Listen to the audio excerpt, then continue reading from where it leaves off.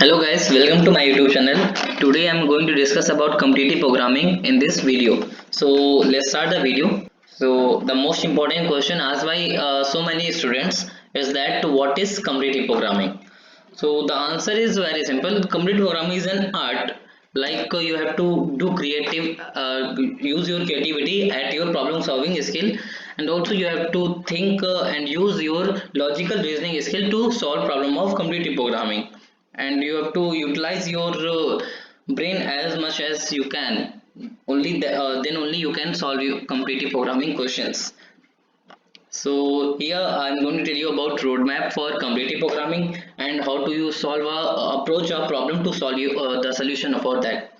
So the first thing, idea of first you read the problem it is asking and think your idea for the solution. Then analyze your idea that it's correct for your problem or not. Then you find solution, means a way that you can solve your problem. Then you run your solution in the particular IDE or anywhere else if where you want. Then if your problem is working, solution is working, then it's good, you get success. And also you have to do your solution for many test cases, not only one test cases. In competitive programming, the test cases nearly 200 test cases per problem. So now we am going to discuss more things about competitive programming, that how you can start, what are the things you can see before starting the competitive programming. So let's start that part also. So where you start from? So the answer is very simple. You have to pick up a programming language like C, C++, Java, Python. Okay, then you have to learn all its basics, and basic includes mainly syntax, data types, data structure of that language. So it's the main important thing you can know before starting competitive programming. So next question, which language you should choose you when you start? So the answer is very simple. Java, no. Python, no. C plus, yes, because 85% of coders use C++, and the reason behind is that the C++ have standard libraries also, and also its running time is low other than programming like Python. In compared to Python and Java, the syntax is also low and also have standard libraries, and also its running time is very low as compared to Java and Python and some other languages. That's why coders use 85% for competitive programming as C++.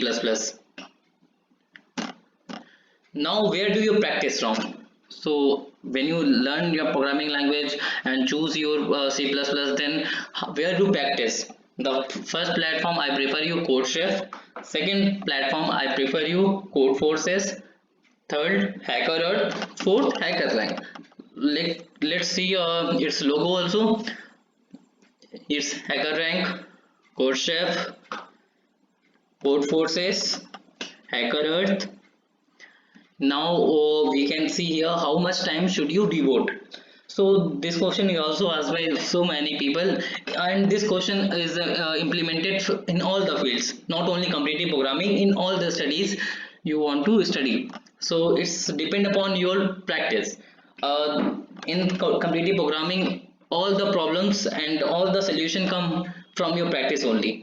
You are giving 10 hours per day, but you are not focusing and practicing as much as you can. So then the things is not going as per your opinion. So as much as you can practicing the problem, as your concept are clearing. So as you told earlier, as you are practicing, the problems getting clear to you and is beneficial for you. And the main important thing is also be loyal to yourself. Means if you are doing a problem, then don't copy from anywhere else. If you are copying from anywhere else, first learn the solution of that problem, how it is solved. If you are not understanding, go to YouTube and go to somewhere else seniors and your teacher and ask them how it problem solved, then only you can learn. Otherwise there is no time, how much time you give, there's no conception for that. You should be loyal towards yourself, then only you can get success to any field. So also next question comes, common mistakes done by programmers in the competitive programming field? The answer is very simple. So many students doesn't have passions. Means if you have started competitive programming in 1 month earlier, so you are thinking that I can learn all the things regarding competitive programming in 1 month. It's not possible for anyone to learn competitive programming in 1 month, and Excel also. So you should have some patience. And also so many students don't think positive, so you must think positive before going to any field, because it is a rule for anyone or any field. If you are not thinking positive, then you can't do anything positive. So first think positive. And also so many students are reviewing yourself. I'm not going well in this field, so I'm stopping this. So don't judge yourself in firstly moment. First start giving contest and participating contest, then you can review yourself. So before participating in any contest, you can't review yourself. If you are reviewing yourself before participating in any contest, then you are to do a mistake. So also learn from your mistake. So many students are doing mistake, but also they doesn't learn from their mistakes. So this is the main problem. You should learn, so don't do this mistake in your this journey. So next question come, should you enroll in a course? This question is also asked by so many students. Nearly in my WhatsApp 50 students asked me, should I enroll in a course for competitive programming or not? So this also most important question. So the answer is very simple. First you try yourself. For any course, if you are doing anything, first try to yourself learn, because there are so many things in this era. You can if you can search on Google, then you can find anything you can learn, but try to learn yourself.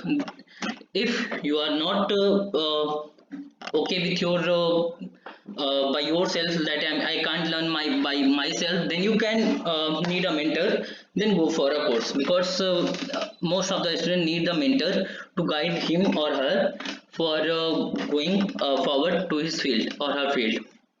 And also if you have some questions, you can ask me in comment section. So it's all about today.